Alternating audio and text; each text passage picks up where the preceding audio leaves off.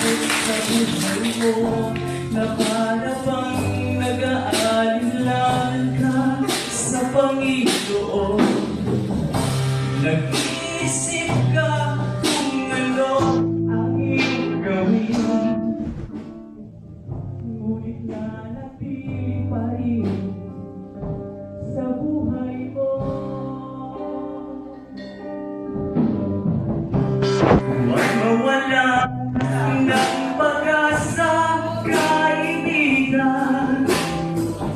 Ang mga pagsubok sa'yo'y dumaraan lamang. Asahan mo, may handang tutulong sa'yo na di iba ay si Jesucristo. Sabi ng Panginoon, tumawag ka at ako'y sasagot sa'yo,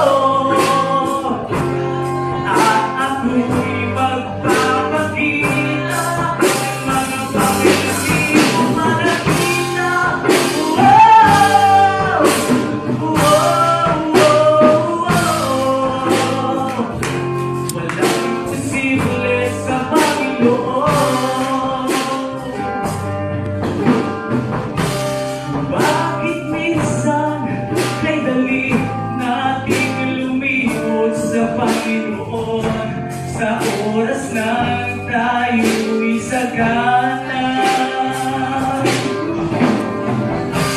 Kapag dumarating na ang mga kagipitan sa buhay mo, saka ka palang tatawa sa kanya.